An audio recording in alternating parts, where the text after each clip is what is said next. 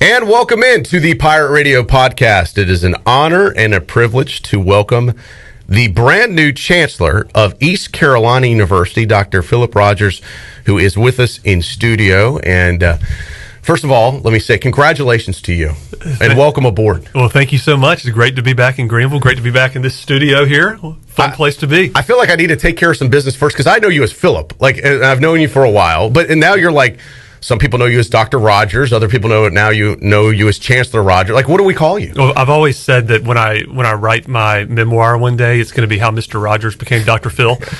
So we'll have to figure out somewhere between Mr. Rogers and Dr. Phil. Chancellor feels like it has too many syllables. So yeah, Chancellor sounds very formal. Philip, it is. That's what I've been since I grew up here. So let's roll with it. It is great to have you back, and this is an honor and a privilege for us to the first full sit-down interview with you as new Chancellor. It is. It's great. That's too honored. I got the first question in on your opening press conference on the day you were announced. You did, and I was able to tell you about my experience in Washington D.C. and how I got to listen to Pirate Radio on a regular basis, and you know why? Because of the traffic. Oh, yeah. So I'd sit in traffic for an hour a day. You stayed connected. 6, and I stayed connected online, on mobile, whatever it may be. How awesome. That is a great testament to the power of technology. You were all over the place. How you can move away and still be a part of what's going on.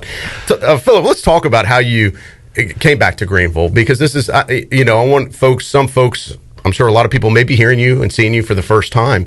Let's talk about who you are. Of course, we've discussed before, you're from Greenville. You've worked at East Carolina before. That's where I first met you many years ago.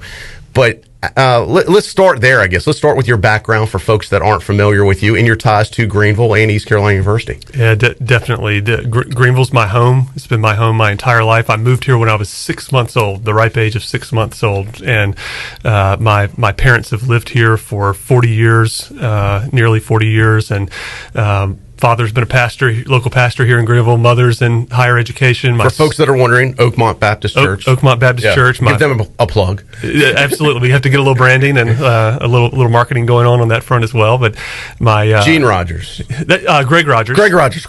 I haven't seen him in a long time, but always a super nice guy. Definitely. And my mother was at Pitt Community College as in the Dean of Students office and assistant vice president there. My sister's in higher education. I say our whole family's in higher education. My wife has been a faculty member at ECU in the past and was at George Mason before, but Greenville has been home, and it was just one of those places growing up that it was so impactful on my life that the thought of coming back to East Carolina University and raising my two boys here was a no-brainer. Well, when I met you, you were the chief of staff for Dr. Steve Ballard, who many folks remember as a former chancellor. Hard to believe now we're, 3 chancellors removed from Dr. Ballard, but it wasn't that long ago. Dr. Ballard was in charge. And for folks that don't know what chief of staff is, why don't you, because it's a fancy title. I always say it's the guy that's really running the university. How would you describe it? Yeah, and he's sitting in the room. Now you have your own chief of staff. Chris Lockley is here. Which many people know. But when you were chief of staff, how would you describe that job? Well, it really is a fun job. You never know what's going to be on your desk when you walk in the door. You can have a calendar that's packed from 7 a.m. to 7 p.m. and you walk in the door and something happens and you blow that up in a matter of seconds. So I was chief of staff for about 6 years when I was at the American Council on Education. I worked with a group called the National Association of Presidential Assistants in Higher Education, which are all the chiefs of staff around the United States. And so I had a chance to plug in with them and help them grow and shape their work. And it is the center of the university. I was meeting with Peter Hans, the UNC system president, and he said to me, look, if you need to talk and think through strategy and you get some advice, you come to me. If you need to get something done, you go to my chief of staff. Yeah. And I think that's right. I get to be the front guy and the one that has these public conversations, but Chris and the team behind the scenes are really working hard to keep things moving. As I say, someone's got to make the donuts. Somebody's got to make the donuts. It's the same thing here. Whether you're a team, organization, a business like ours, it takes good people to actually get the work done. Right. It comes with a lot of responsibility, less authority, but the responsibility is getting prepped and organized so that we can make the right decisions and communicate effectively with our constituents. You left East Carolina to become CEO of So I left East Carolina in 2007. I finished my doctorate degree at the University of Pennsylvania, and I was sitting in my office at ECU one day, and former UNC system president Molly Broad called me on my cell phone. And Molly had left UNC. She had gone to the American Council on Education, which represents about 2,000 college and university presidents and institutions around the country. And she said, Philip, you've had a great experience in state public higher education. You have had the opportunity to work for the institution that you love and that has shaped you in so many ways. You'll be even stronger in the future if you come and work for me at the national level and broaden your experience, broaden your network globally and nationally. And if you've ever met Molly, and I know a lot of people around here have, you can't say no to Molly Broad. And so that's how you ended up there. That's how I ended up there. And I said to myself going there, 2 years, 3 years, build the experience, right, and let's move on. So almost 8 years later, senior vice president overseeing all of our educational practice and okay, I might have had your title wrong for that. Yeah, I gave you a promotion. I'll take it. But great experience up there, I guess. Incredible experience. Yeah. Got to know almost every college president in the country, which is helpful on the athletics front, which I know you all care a lot about. Sure. And a great global network across the world. Now you're a young guy. I say that because you're much younger than me, believe it or not. But at 37 years old, you don't see many 37-year-olds become chancellor of a major university institution. I mean, you're kind of fast-tracked here.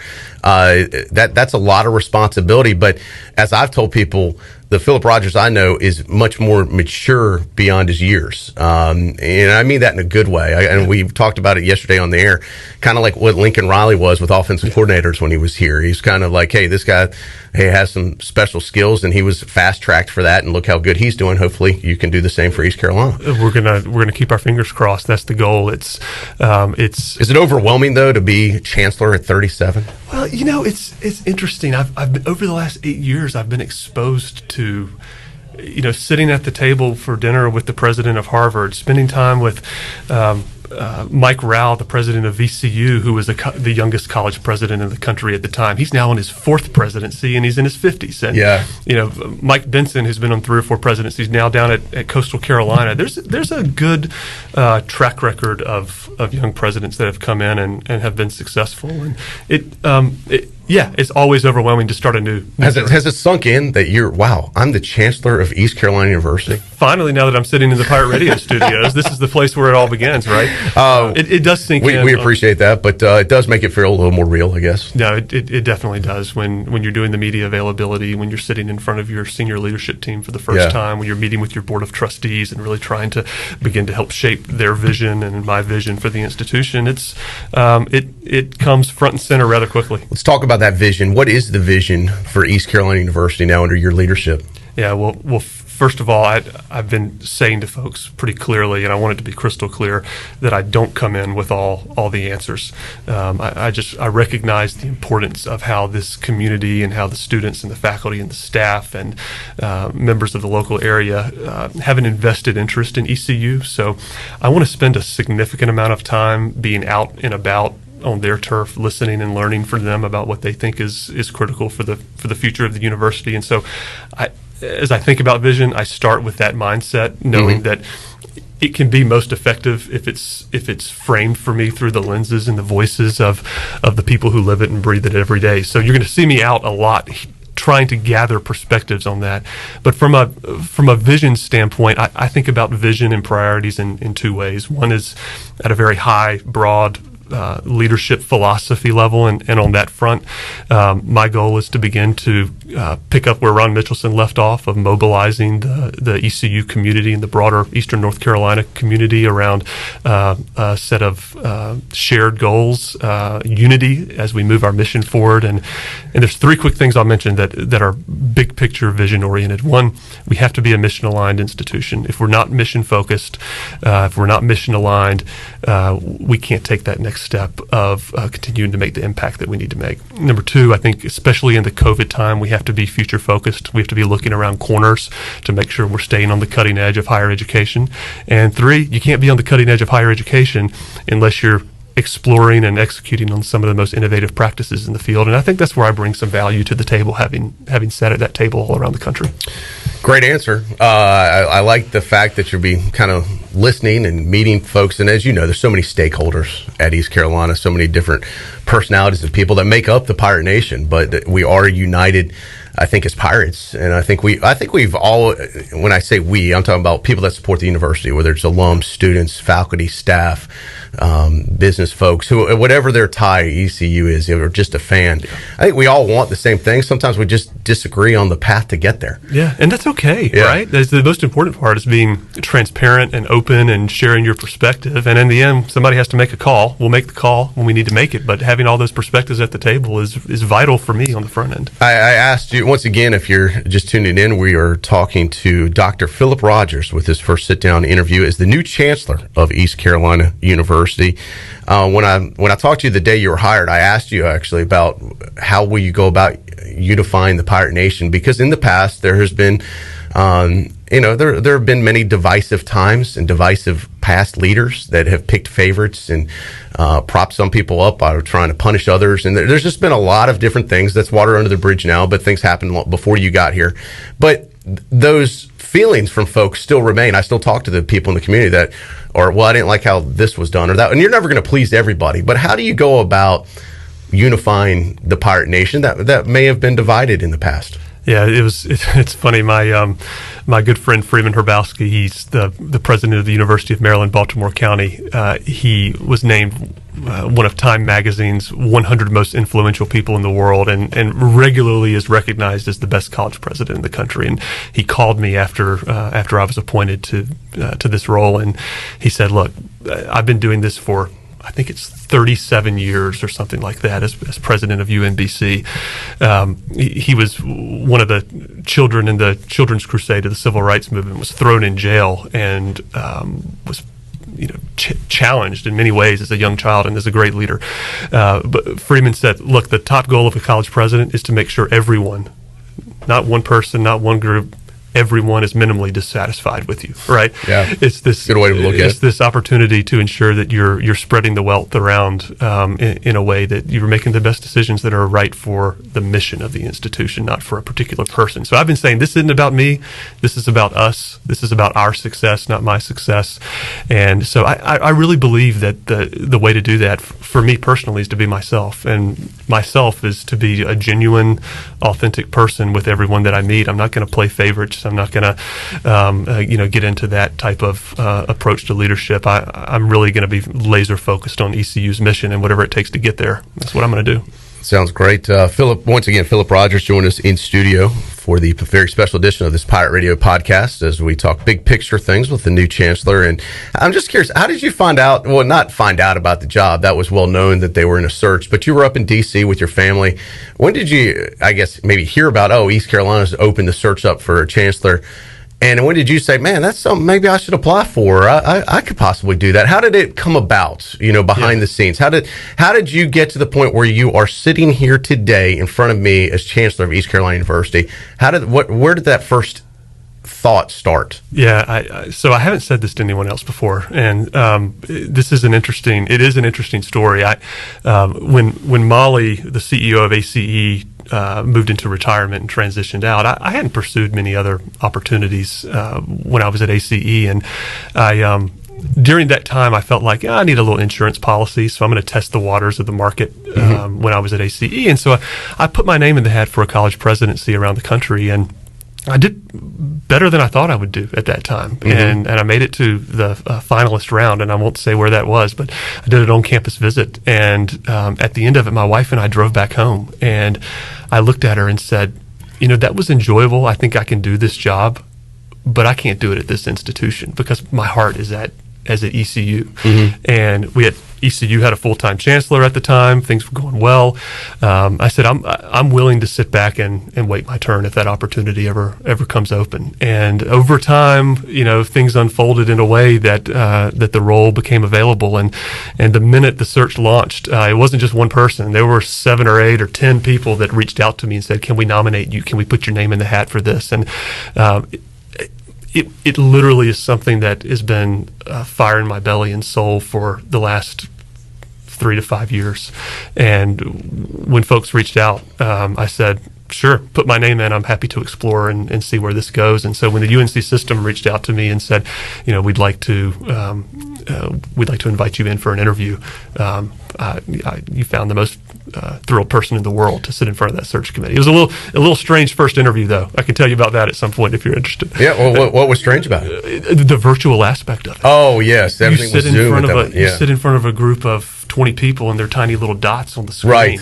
Yeah. And I could see two trustees. I remember Vince Is it Smith easier doing it that way or harder? For me, it was harder. Okay. The only two people I could see were Vince Smith and Jim Seagrave. And so I was building all of my answers and responses based off their facial expressions. Yeah, so if I had to look at Seagrave for an hour or two, it'd make me nervous. I told him yesterday, I said, you guys directed me based on your raising of the eyebrows in the right direction along the way. That is, you don't think about that. That's right. Yeah. The search was during those times where you couldn't meet like normal people in a group. Now, the campus interview was different. I met more than 70 people in about 7 hours of the day, and you walk out of a day like that with a migraine headache and 1,000 names in your head and a lot to think about. But I don't think I've ever had a job where I've walked out of the last interview saying, I'm going to be really disappointed if this doesn't work out. And that's how I felt coming out of this one. And I've heard you say before that being chancellor of ECU is your dream job. So, I mean, when you say that, I don't think you're just saying it to, appease people or let them. No. I think you truly mean that. I mean it with all my heart. I mean, as I said earlier, when I grew up in Greenville, those were the experiences that shaped who I am today, and ECU was a part of it. And I've lived in Washington, D.C. for 8 years. I sat in traffic for 2 hours a day. I had to, if I wanted to go see my kids at their swim lessons from my office at 1 DuPont Circle, I had to plan 90 minutes in advance to be able to do that. Yeah. It wasn't the type of life that we were excited about living. And the chance for my kids and my family to be able to come back here, it literally is a dream opportunity for us. Philip Rogers joining us here on the Pirate Radio podcast, new chancellor of East Carolina University. And Philip, speaking of living in Greenville, there was a lot of controversy at the time when the new chancellor house was purchased by the university or foundation or however they ended up doing it.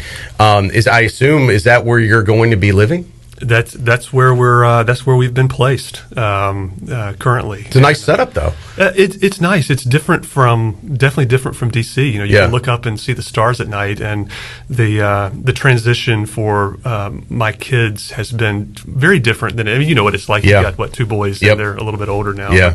I've got a almost 3-year-old, almost 6-year-old, and pulling them out of school and leaving their friends was harder on them than I anticipated. Yeah. So to have an environment where they can get to feel comfortable and used to that type of world it has been valuable. But it'll be an interesting opportunity to be able to leverage a university asset moving forward. The only good thing about, I guess, with kids nowadays versus if my friends moved away or that happened when we were kids, you'd have to, the only way you can communicate is who's going to write a letter? You'd have to, or maybe. Or get a calling, one of the dial-in calling cards. Yeah, if it's long distance, you weren't going to do that. So, nowadays with technology, they can often still stay connected even if they are living separately. They can, and this community's been incredible. We've had people reach out and offer to do early connections with the kids, and they've made them feel right at home, and that's been really special for us to walk into that.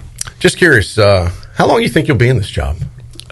I'll be in it as long as Pirate Nation will support me and the institution. I really am. I'm here for the long-term commitment. So when you're 37 now, 20 years from now, 57. 57. Do you think you'd still be chancellor at East Carolina? Let's think about how gray my hair would be by then. So I do have to clear one thing up, though. That some of the local outlets announced that I was 37 starting the job. I was very strategic in my start date. All right, so I started on March the 15th. My birthday was on March the 11th, so I'm 1 year older. Oh, you're 38 now. I'm 1 year wiser. Yeah, that's true. I've gained a lot of experience since December the 17th when I was announced. So technically, I'm 38. Yeah.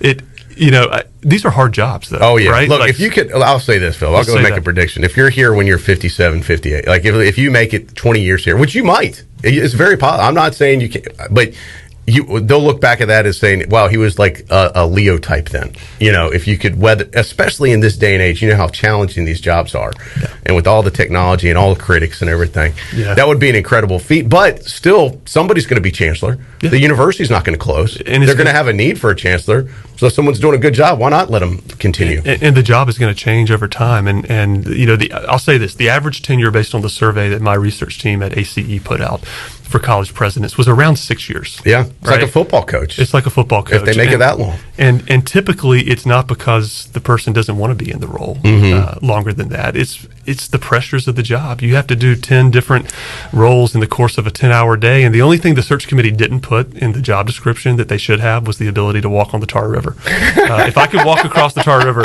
I'd be in a good shape. I did see the list. I was like, man, first they're going to have to check a lot of boxes. I think they've come pretty close, but no ability to walk on water yet. Not yet. You have to talk to your dad about that. Yeah, he may have some good advice on that front. Yeah, he can reach those higher powers. There's better connections there. Yeah.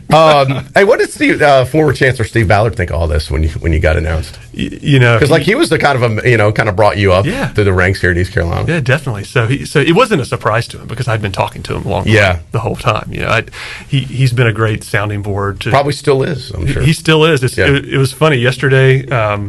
A couple of trustees came in. They wanted to be here for the first day to greet and recognize and be a part of the announcement in the community. And I was very intentional on my first day. I said to the team, I want a 2-hour block on my calendar, and I want to be out on campus. I don't want to have meetings. I don't want to be sitting behind my desk. I don't want to be, dealing with the details of the job. I want to be out with the students. Mm-hmm. And so we went over to the Student Center about noon yesterday, and but on the way we went past the Mamie Jenkins building, and I had to pay a visit to Ballard, and he wasn't there at the moment, but I took a selfie in front of his office. Is he still teaching a class? Yeah, I think so. He's going strong. I think he's on campus today, and so he's been incredibly supportive. He sent me an email yesterday morning, and has been a great guide, and I owe a lot of support to him and thanks to him for my career.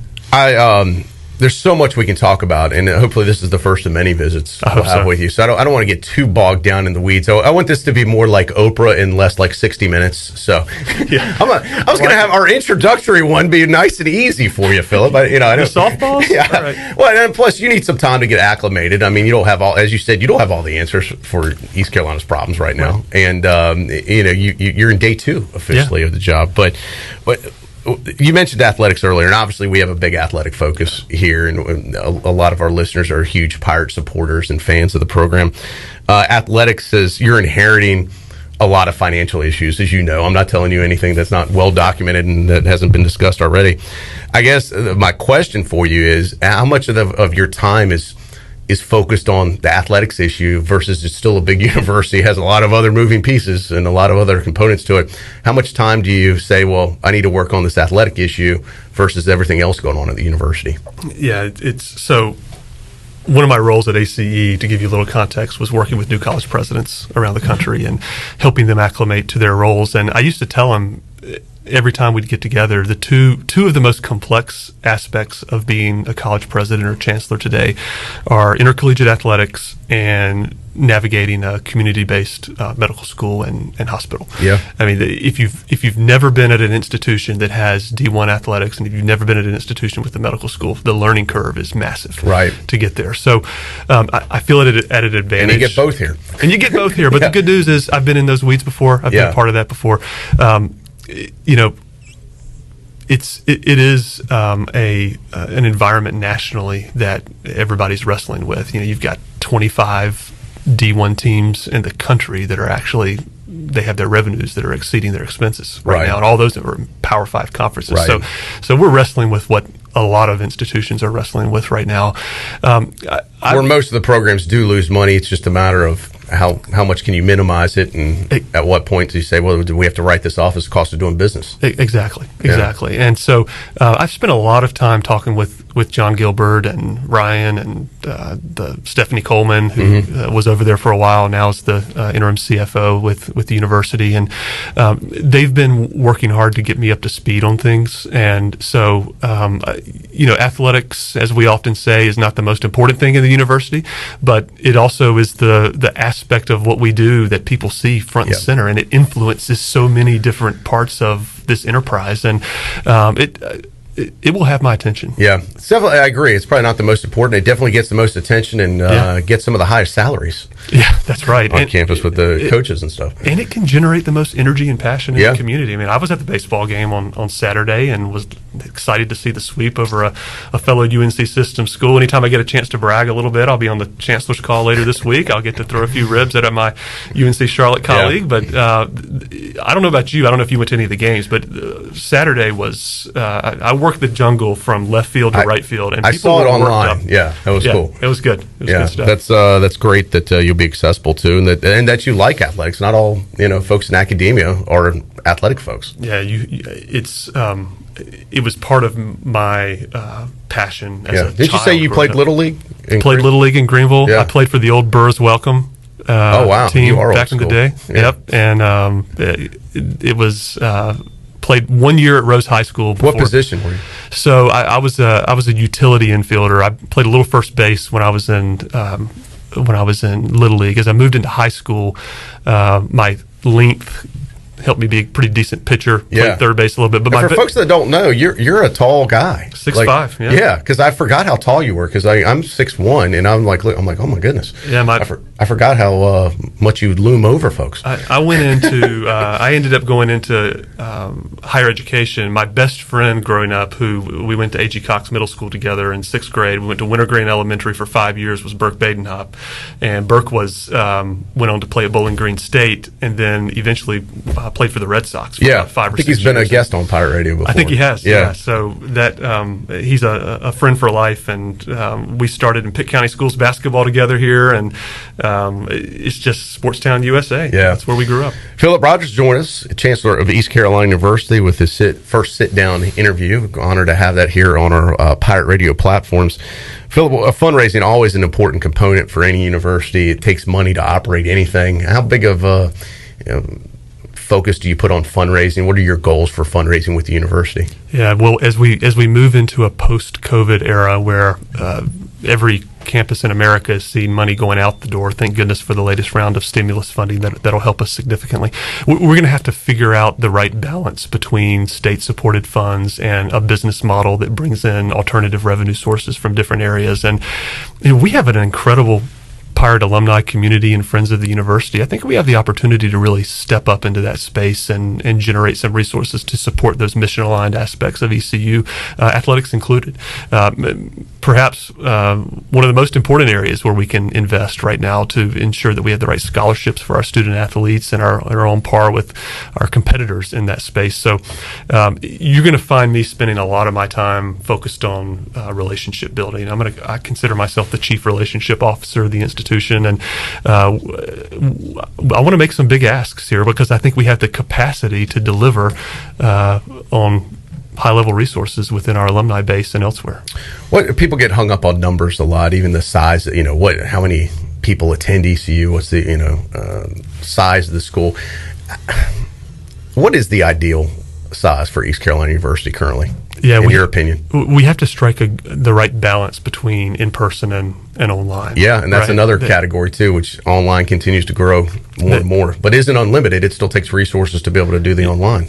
Sometimes it takes more resources. It doesn't take physical resources as much of dorms and student athletic centers and recreation centers and all the things that students want to be a part of. But we have to be very smart about our enrollment growth on the undergraduate side, especially related to the on-campus related enrollment. And I think there's an opportunity to grow in a strategic and smart way in that space. I don't think we're going to see any dramatic growth there in the near future, given the enrollment cliff that's coming and the COVID situation.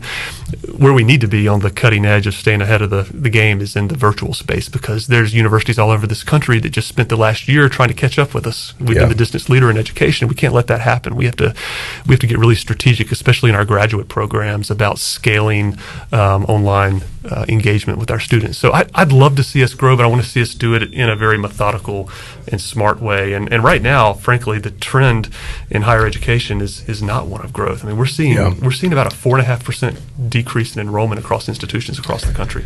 Can ECU be successful as a smaller institution, or does it need to continue to get bigger and bigger every year? I think we need to have steady, smart growth year after year as much as we can.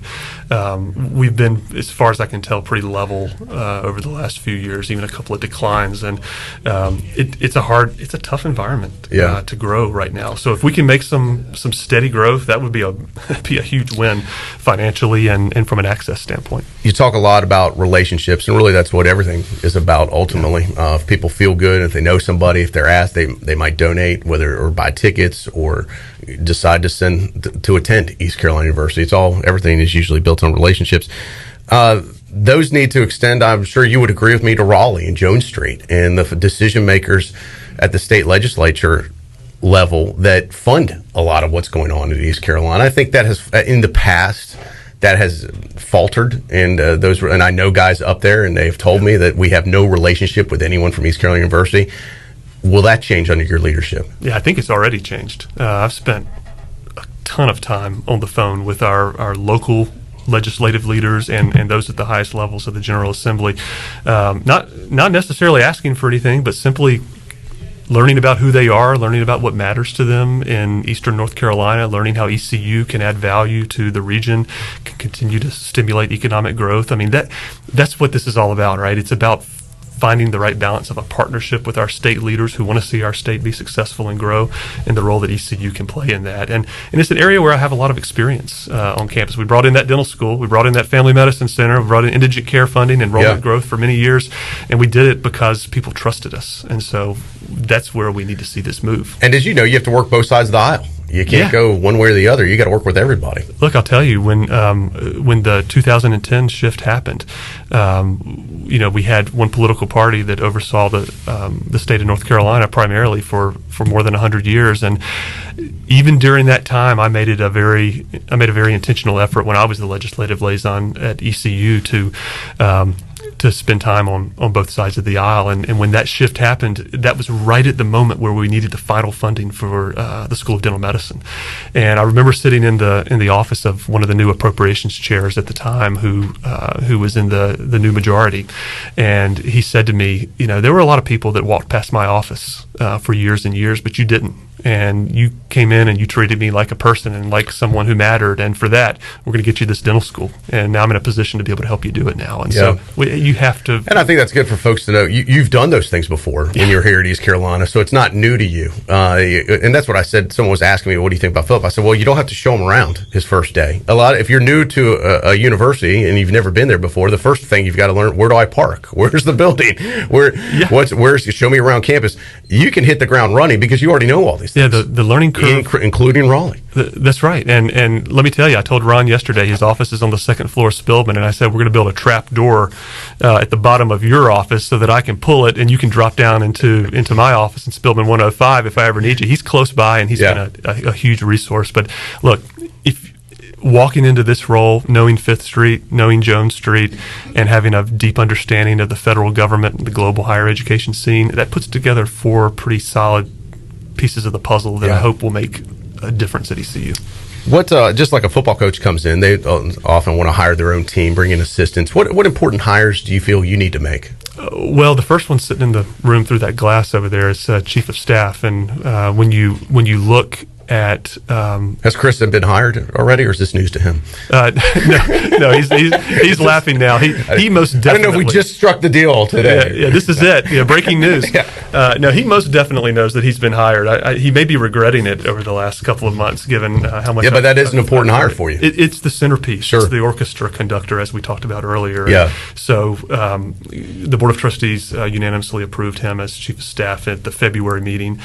We have a number of other interim roles at the institution, and I'm spending some time now getting to know those folks, reconnecting with those folks, and thinking about what potential searches might look like, and how to bring in or establish some of the existing relationships we have, and help grow some folks into key roles. I imagine the relationship with your boss, Peter Hans, up at the UNC system level is good. And correct me if I'm wrong, aren't you his first major hire? I am. I was the first chancellor hired under President Hans's tenure at the University of North Carolina. And good story, when Mendenhall was still the student center, the primary student center at ECU. It's my stomping grounds right you there. You remember that? Oh, me too. I remember it well. Yesterday was my first real immersion into the new main campus student center, which is incredible, by the way. If you're in the community and you haven't been there yet, go grab a sweet tea. Yeah, it's a big difference. It's kind of like the gym underneath Garrett Dorm versus the new rec center that they built. It's two different worlds. Two different worlds. Yeah. And it's a fun place to be. It was hopping yesterday. There were people everywhere, and it's good to see people on campus again. It was great, and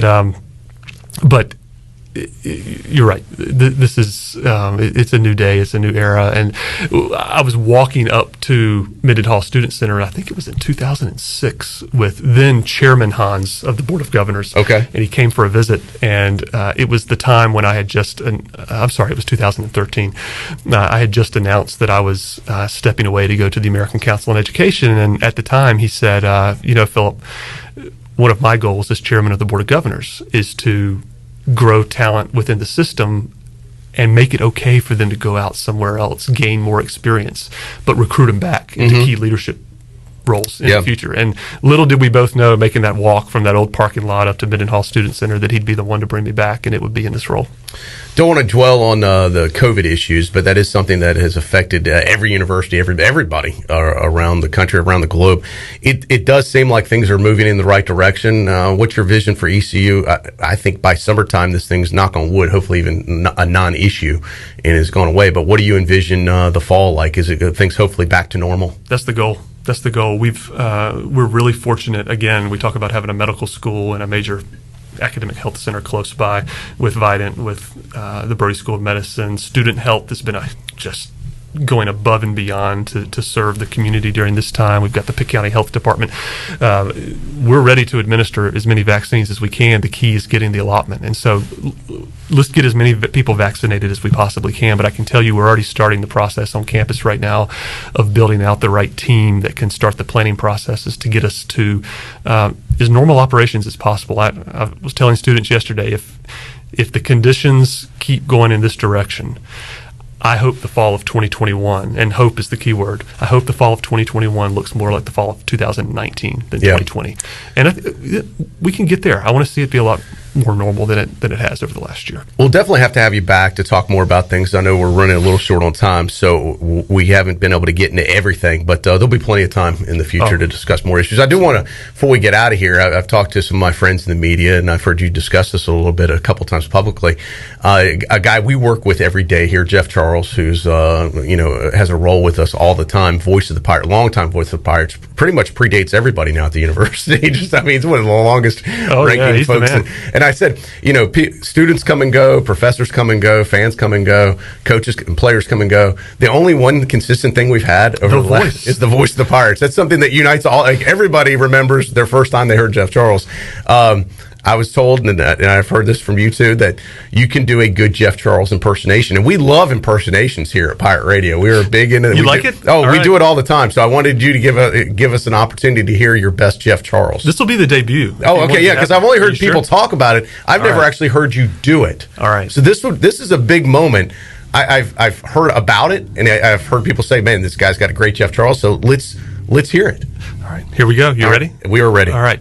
You're going to put this on the reel one day. Oh, this is wait. In fact, if two things, two goals in life. All right, one goal is to sit next to Jeff Charles and actually be a commentator on one of the Pirate football games, right, or basketball. Oh yeah, all right. And well, we can probably make that happen. We can make that happen. I have a good feeling that's going to be able to happen. All right, number two is one day. John Gilbert tells me this is harder than it looks. Is I want to announce the starting five in Minji's Coliseum. Oh, I'm sure. Yeah, with the students there. Morgan out of there and have you do. Yeah, just one time. That's all I need, and I'll be satisfied. That can. I feel confident both those things can happen. All right, here we go. All right, here we go, Jeff. Here, this is the new Chancellor of East Carolina University, Dr. Philip Rogers, as the voice of the Pirates, the legendary Jeff Charles. And a very pleasant evening, everyone. This is Jeff Charles, voice of the Pirates, coming to you live from Dowdy-Ficklin Stadium here in Greenville, North Carolina. It's a beautiful 74 degrees as the Pirates prepare to take on the Wolfpack from North Carolina State. And if we can receive yet another victory here in Greenville, I think the Pirate fans will be happy, and we will paint this one purple. Very good. The folks can't see this or hear it, but the audience in the Studio B is going crazy. And standing ovation. I like it. Big time stuff. That's great, Phil. That's pretty good. That was off the cuff. So if I had the script, I could do it a little bit. I have a special treat. As soon as we're done with this, I have Jeff Charles in the waiting room with a special presentation for you. He's actually sitting. He's sitting behind you. So we have kind of come full circle here. So we have. This is a special moment. So. He's a great guy.